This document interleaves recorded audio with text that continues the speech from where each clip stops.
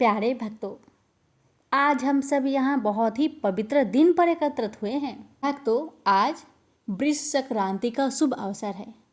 आज सूर्यदेव वृष राशि में प्रवेश करते हैं और इसी के साथ एक नए अध्याय की शुरुआत होती है।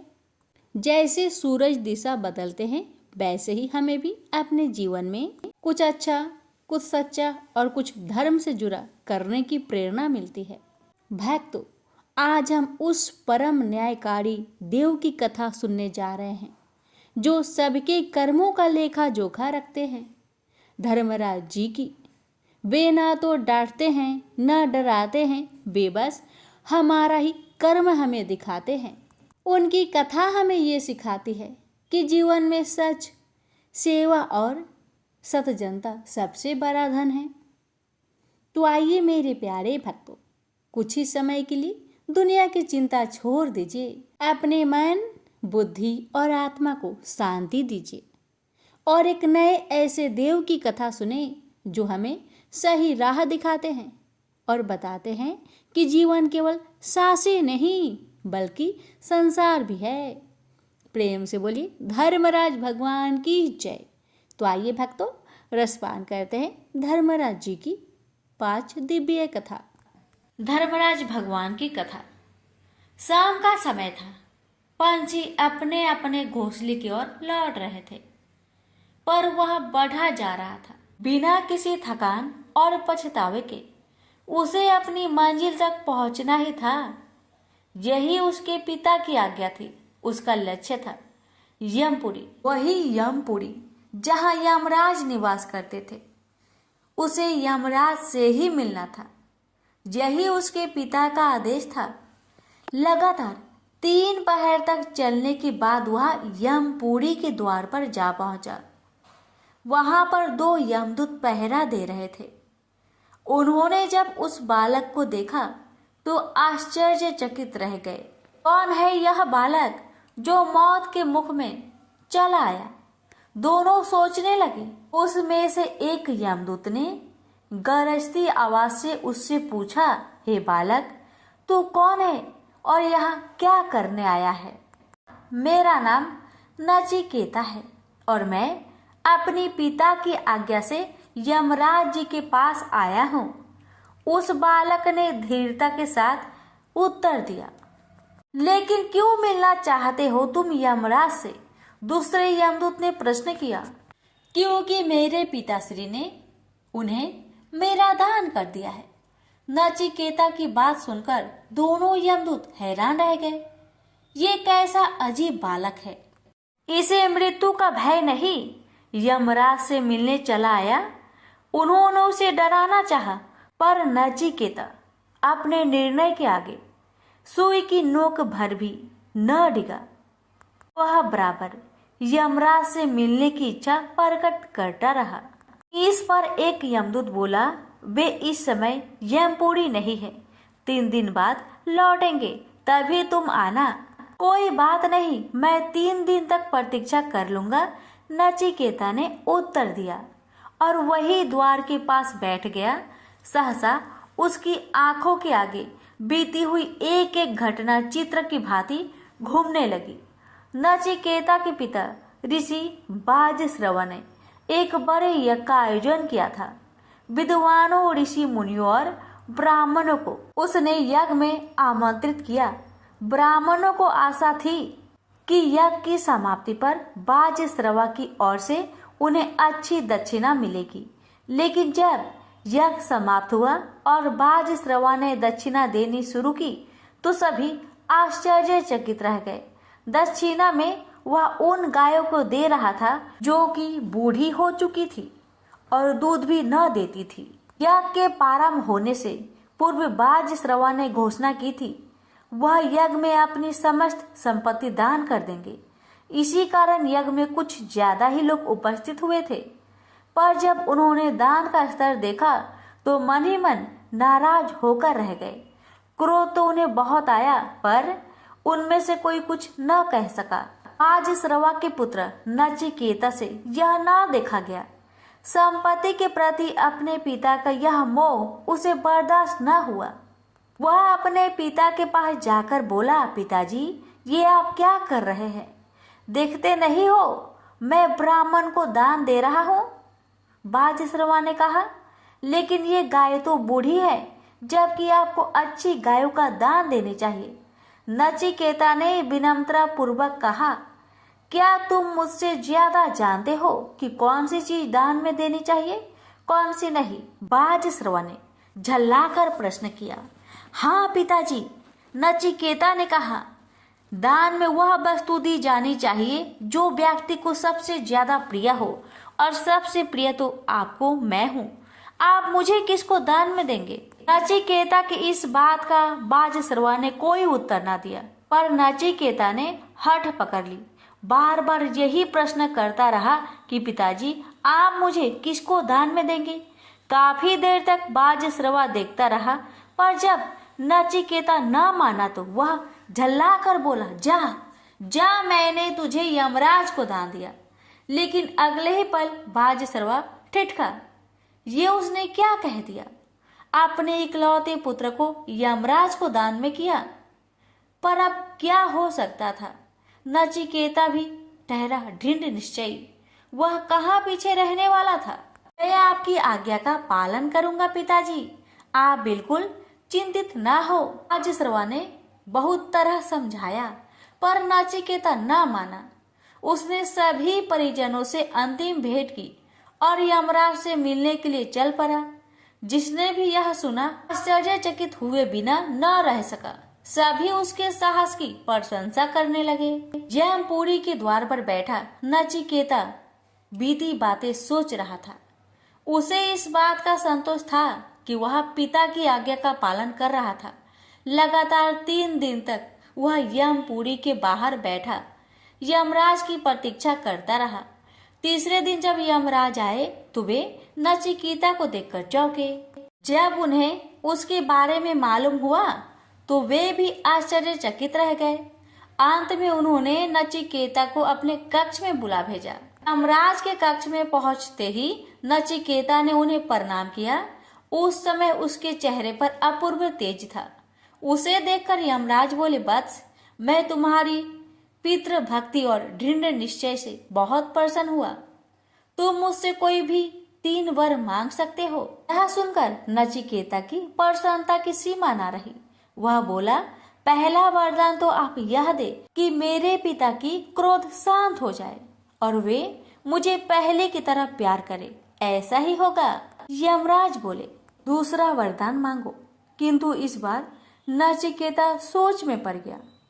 अब वह क्या मांगे? उसे तो किसी चीज की इच्छा ही नहीं। अचानक उसे ध्यान आया कि मेरे पिता ने यज्ञ स्वर्ग की प्राप्ति के लिए किया था, क्यों न मैं ही उसे मांगू। यह सोचकर वह बोला, मुझे स्वर्ग की प्राप्ति किस प्रकार हो सकती है? यमराज चक्कर में पड़ गए, पर वचन दे चुके थे, इसलिए उन्होंने वह भी बता दिया। तीसरा वह अंतिम वरदान मांगने के लिए कहा। नचिकेता कुछ समय तक सोच में डूबा रहा, फिर बोला, आत्मा का रहस्य क्या है, कृपया समझाए। नचिकेता के मुख से इस प्रश्न की आशा यमराज को बिल्कुल न थी। उन्होंने उसे और कोई वरदान मांगने को कहा और बोले, यह विषय इतना गूढ़ है कि हर कोई इसे नहीं समझ सकता। पर नचिकेता अपनी बात पर अड़ा रहा और निर्णायक स्वर में बोला, अगर आपको कुछ देना ही है तो मेरे इस प्रश्न का उत्तर दे, अन्यथा रहने दे, क्योंकि मुझे अन्य कोई भी वस्तु नहीं चाहिए। वे उसे आशीर्वाद देते हुए बोले, वत्स, ये ऐसा रहस्य है तो मैं भी नहीं जानता, और यदि तुम ज्ञान प्राप्त करो और विद्या अध्ययन करो तो सिर्फ इसी प्रश्न का ही नहीं बल्कि संसार के सभी प्रश्नों का उत्तर प्राप्त कर सकते हो, क्योंकि विद्या वह खजाना है जिसकी बराबरी संसार की कोई दूसरी वस्तु नहीं कर सकती। उसके बाद यमराज ने नचिकेता को आशीर्वाद देकर उसे उसके पिता के पास वापस भेज दिया। वहां से लौटने के बाद नचिकेता अध्ययन में लग गया, क्योंकि जीवन की सही राह उसे प्राप्त हो चुकी थी। उसी राह पर चलकर वह एक बहुत बड़ा विद्वान बना और सारे संसार में उसका नाम अमर हो गया। प्रेम से बोलिए धर्मराज भगवान की जय। धर्मराज और पापाबाई की कथा। किसी गांव में एक भाई बहन रहते थे। भाई की शादी हो गई थी, लेकिन उसकी बहन की शादी नहीं हुई थी। बहन का नाम पोपाबाई था। पोपाबाई हमेशा व्रत और नियम करती थी। एक दिन उसके भाई भाभी ने उससे शादी के लिए कहा, तब उसने शादी के लिए मना कर दिया। उसने अपनी भाई भाभी से कहा, मेरे रहने के लिए गांव के बाहर एक झोपड़ी बनवा दो, मैं उसी में रहकर अपना जीवन व्यतीत कर लूंगी। गांव के सभी लोगों से कहा, हे गांव वालों, आप लोग अपने अपने गाय बछड़ों को मेरे झोपड़े के पास घास चरने के लिए छोड़ दिया करो। मैं सभी की गाय बछड़ों की देखभाल किया करूंगी। जो भी कुछ बचा खुचा खाना हो वह भेज देना, मैं वही खाकर रह लूंगी। इसी तरह बहुत दिन बीत गए। एक दिन उस देश का राजा शिकार खेलने जंगल को जा रहा था कि उसकी नजर गांव के बाहर बने पोपाबाई के झोपड़ी पर पड़ी। राजा झोपड़े के पास जाकर आवाज लगाने लगा, यहाँ कौन रहता है? जब कोई भी उत्तर नहीं मिला तो झोपड़े के दरवाजे को खटखटाने लगा। खटखटाने की आवाज सुनकर पोपाबाई ने अंदर से ही पूछा, बाहर कौन है? बार बार दरवाजा क्यों खटखटा रहे हो? क्या काम है? तब राजा ने उत्तर दिया, मैं इस देश का राजा हूँ, मैं तुम्हारे साथ विवाह करना चाहता हूँ। पोपाबाई ने कहा, अपने महल को लौट जाओ, मैं पराये पुरुष का मुख नहीं देखती। लेकिन राजा ने उसकी बात पर ध्यान नहीं दिया और बलपूर्वक पोपाबाई को उठाकर अपने घोड़े पर बैठाकर महल की ओर चल पड़ा। पोपाबाई ने राजा को श्राप दिया, हे राजा, तेरा राजपाट सब नष्ट हो जाएगा। महल में पहुंचकर राजा ने अपनी रानियों से सारी बात बताई। पूरी बात सुनकर रानियों ने राजा से अनुरोध किया कि पोपाबाई को सही सलामत उसकी झोपड़ी में छोड़ आए। रानियों के कहे अनुसार राजा पोपाबाई को उसकी झोपड़ी पर छोड़ने को चल पड़ा। रास्ते में पाप की नदी आई, जिसमें राजा डूब गया। पोपाबाई मृत्यु के बाद धर्मराज के दरबार में पहुंची। वहां धर्मराज ने उसे स्वर्ग का राज दिया। किसी गांव के एक सेठ सेठानी की मृत्यु हुई। वे दोनों मृत्यु लोक से स्वर्ग लोक को आए, लेकिन स्वर्ग का दरवाजा बंद पड़ा था। उन दोनों ने धर्मराज जी से स्वर्ग का द्वार खोलने के लिए विनती की। तब धर्मराज ने कहा, इस पर पोपाबाई का राज है। सेठ सेठानी ने कहा, हम पोपाबाई को नहीं जानते। तब धर्मराज ने कहा कि मैं तुम दोनों को 7 दिन के लिए मृत्यु लोक में भेजता हूँ। वहां जाकर 8 खोपरा से राई भरकर 5 कपड़ा ऊपर रखकर कहानी सुनना और अध्यापन करना, और इस प्रकार कहना, राज है पोपाबाई का, लेखा लेगी राई राई का, बोलो पोपाबाई की जय। धर्मराज जी की कथा। एक नगर में एक साहूकार अपनी पत्नी के साथ रहता था, लेकिन वह निसंतान थी। वह दोनों भगवान शंकर की पूजा किया करते थे। एक दिन पार्वती जी कहने लगी कि यह आपकी इतनी पूजा करते हैं, फिर आप इनकी इच्छा पूरी क्यों नहीं करते हैं? शंकर जी कहते हैं कि इन्हें संतान सुख नहीं है, इसलिए ये इतनी पूजा करते हैं। पार्वती जी बोली कि आप इन्हें पुत्र क्यों नहीं दे रहे? शंकर जी ने कहा कि इनके भाग्य में पुत्र का सुख नहीं है, लेकिन पार्वती जी नहीं मानी और वह जीत करने लगी। शंकर भगवान बोले कि ठीक है, इन्हें पुत्र की प्राप्ति हो जाएगी, लेकिन वह केवल 12 वर्ष तक ही जीवित रहेगा। साहूकार शंकर पार्वती जी की बात सुन रहा था। कुछ समय बाद साहूकार ने पुत्र को जन्म दिया, लेकिन साहूकार को कोई खुशी नहीं हुई। पूरे परिवार में इसका जश्न मनाया गया।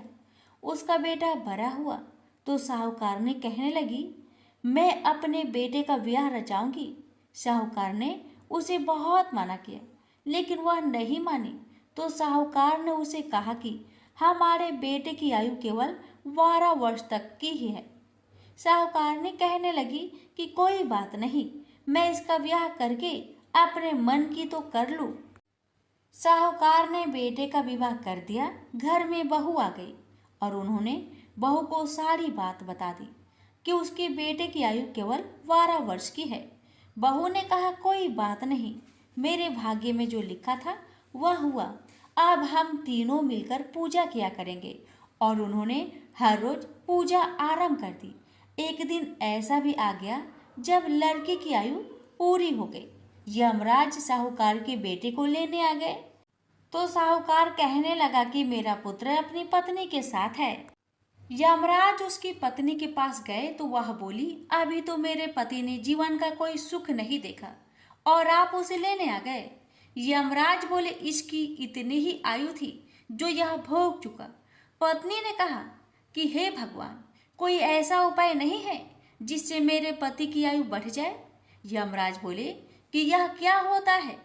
लेकिन भगवान बोले कि यमराज का काला कंबल, लोहे का तसला 5.25 रुपये उठाकर रख दे। 1 वर्ष पूरा होने पर यह किसी को देना, तुम्हारे पति की आयु लंबी हो जाएगी। जैसा भगवान ने बताया बहू ने ऐसा ही किया और उसकी पति की आयु लंबी हो गई। प्रेम से बोलिए यमराज भगवान की जय। धर्मराज जी की कथा। एक नगर में एक साहूकार अपनी पत्नी के साथ रहता था, लेकिन वह निसंतान थी। वह दोनों भगवान शंकर की पूजा किया करते थे। एक दिन पार्वती जी कहने लगी कि यह आपकी इतनी पूजा करते हैं, फिर आप इनकी इच्छा पूरी क्यों नहीं करते हैं। शंकर जी कहते हैं कि इन्हें संतान सुख नहीं है, इसलिए ये इतनी पूजा करते हैं। पार्वती जी बोली कि आप इन्हें पुत्र क्यों नहीं दे रहे। शंकर जी ने कहा कि इनके भाग्य में पुत्र का सुख नहीं है, लेकिन पार्वती जी नहीं मानी और वह जीत करने लगी। शंकर भगवान बोले कि ठीक है, इन्हें पुत्र की प्राप्ति हो जाएगी, लेकिन वह केवल 12 वर्ष तक ही जीवित रहेगा। साहूकार शंकर पार्वती जी की बात सुन रहा था। कुछ समय बाद साहूकार ने पुत्र को जन्म दिया, लेकिन साहूकार को कोई खुशी नहीं हुई। पूरे परिवार में इसका जश्न मनाया गया। उसका बेटा बड़ा हुआ तो साहूकार ने कहने लगी, मैं अपने बेटे का ब्याह रचाऊंगी।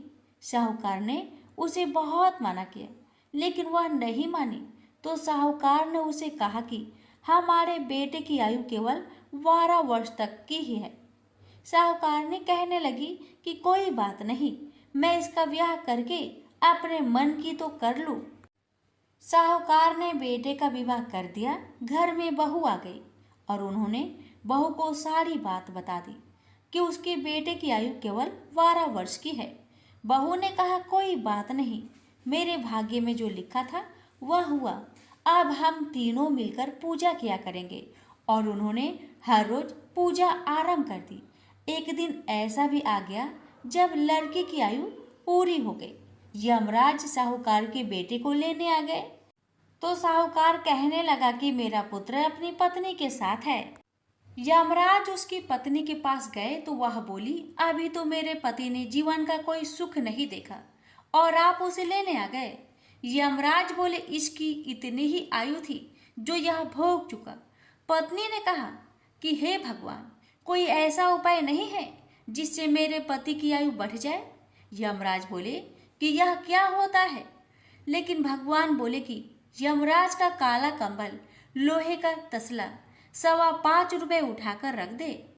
1 वर्ष पूरा होने पर यह किसी को देना, तुम्हारे पति की आयु लंबी हो जाएगी। जैसा भगवान ने बताया बहू ने ऐसा ही किया और उसकी पति की आयु लंबी हो गई।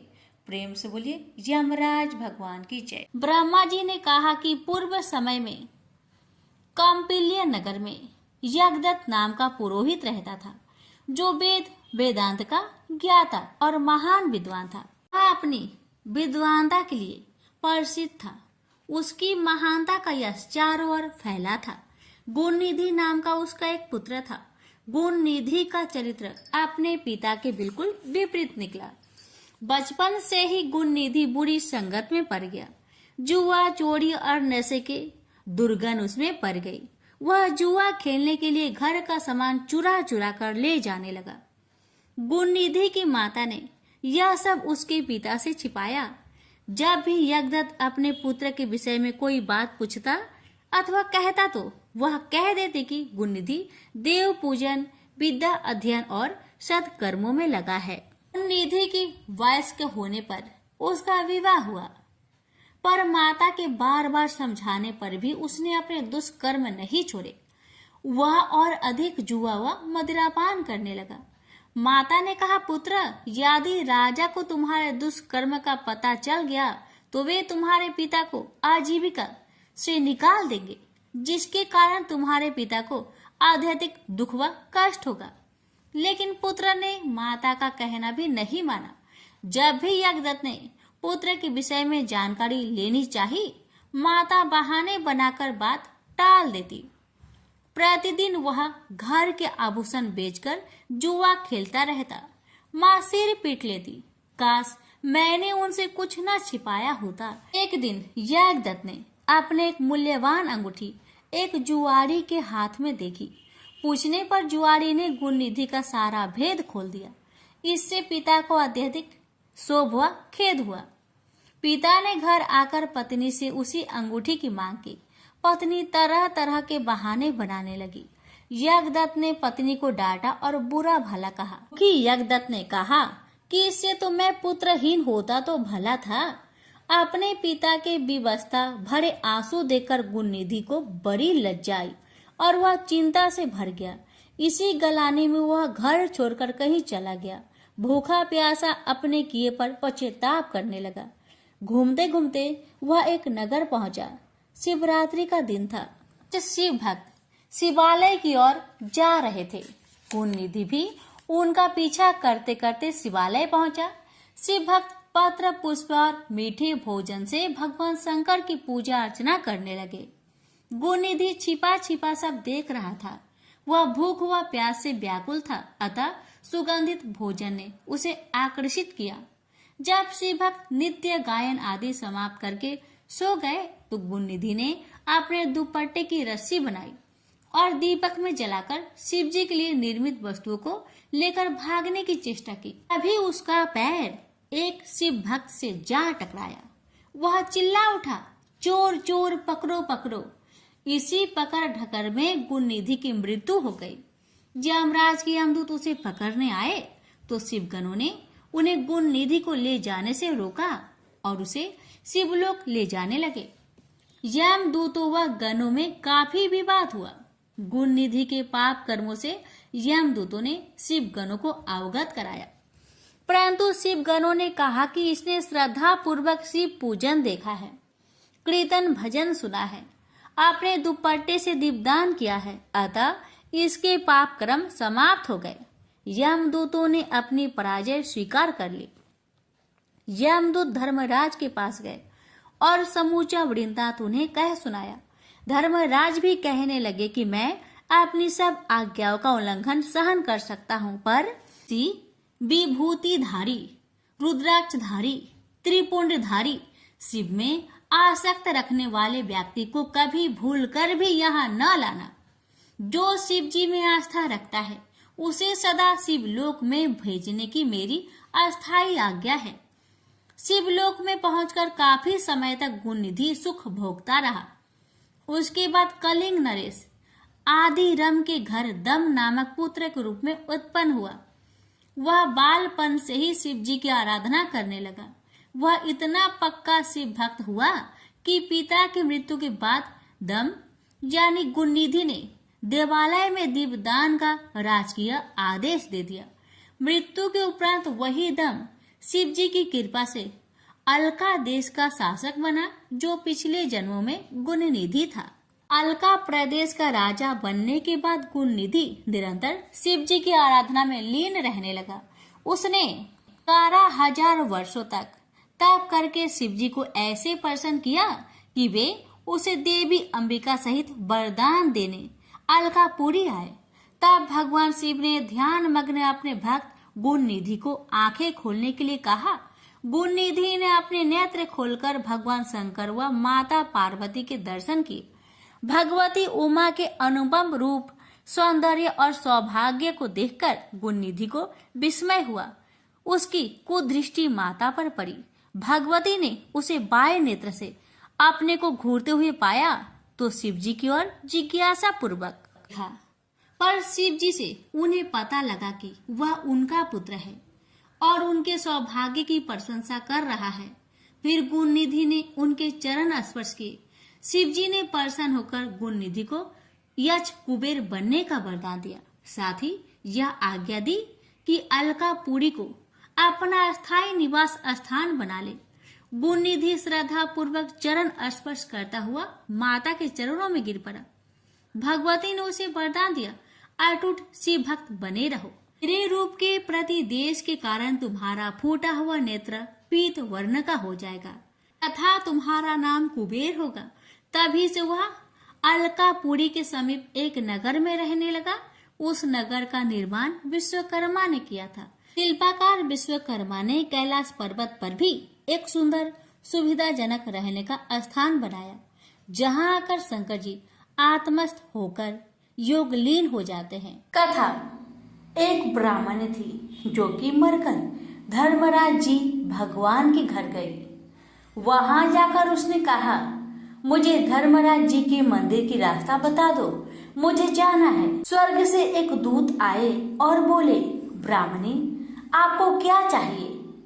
तब ब्राह्मणी बोली, मुझे धर्मराज भगवान के मंदिर की रास्ता बता दो। इतना कहकर आगे आगे दूत और पीछे पीछे ब्राह्मणी मंदिर तक गई। ब्राह्मणी बहुत धार्मिक महिला थी। उसने बहुत दान पुण्य कर रखे थे। उसे विश्वास था कि उसके लिए धर्मराज जी की मंदिर का रास्ता अवश्य खुल जाएगा। ब्राह्मणी ने वहां जाकर देखा, वहां बड़ा सा मंदिर था। सोने का सिंहासन था। हीरे मोती से जटित छतरी थी। धर्मराज जी न्याय सभा में बैठे साक्षात इंद्र के समान शोभा पा रहे थे और न्याय नीति से अपना राज्य संभाल रहे थे। यमराज जी सबको कर्म अनुसार दंड दे रहे थे। ब्राह्मणी ने जाकर उन्हें प्रणाम किया और बोली, भगवान मुझे बैकुंठ जाना है। धर्मराज जी ने चित्रगुप्त से कहा कि इस ब्राह्मणी का लेखा जोखा मुझे सुनाओ। तब चित्रगुप्त ने लेखा जोखा सुनाया। सुनकर धर्मराज जी ने कहा, तुमने सब धर्म किए हैं पर धर्मराज जी की कहानी नहीं सुनी। बैकुंठ में तुम कैसे जाएगी? ब्राह्मणी बोली, हे भगवान, धर्मराज जी की कहानी का क्या नियम है? कृपा करके आप मुझे बताए। तब धर्मराज जी बोले, कोई 1 साल, कोई 6 महीने, कोई 7 दिन ही सुने, पर धर्मराज जी की कहानी अवश्य सुने, फिर उसका उद्यापन कर दे। उद्यापन में काठी, छतरी, चप्पल, बाल्टी, रस्सी, टोकरी, टॉर्च, साड़ी, ब्लाउज का बेस, लूटी में शक्कर भरकर, 5 बर्तन, 6 मोती, 6 मूंगा, यमराज जी की लोहे की मूर्ति, धर्मराज जी की सोने की मूर्ति, चांदी का चांद, सोने का सूरज, चांदी का साठिया ब्राह्मण को दान करे। प्रतिदिन चावल का साठिया बनाकर कहानी सुने। यह बात सुनकर ब्राह्मणी बोली, भगवान मुझे 7 दिन वापस पृथ्वी लोक में जाने की आज्ञा दे। मैं कहानी सुनकर वापस आ जाऊंगी। धर्मराज जी ने उसका लेखा जोखा देकर 7 दिन के लिए पृथ्वी पर भेज दिया। ब्राह्मणी जीवित हो गई। ब्राह्मणी ने अपने परिवार वालों से कहा कि मैं 7 दिन के लिए धर्मराज जी की कहानी सुनने के लिए धरती पर वापस आई हूँ। इस कथा को सुनने से बड़ा पुण्य मिलता है। उसने चावल का साथिया बनाकर परिवार के साथ 7 दिन तक धर्मराज जी की कथा सुनी। 7 दिन पूरे होने पर वापस धर्मराज जी का बुलावा आया और ब्राह्मणी को बैकुंठ में श्री हरि की चरणों में स्थान मिला। प्रेम से बोलिए धर्मराज भगवान की जय।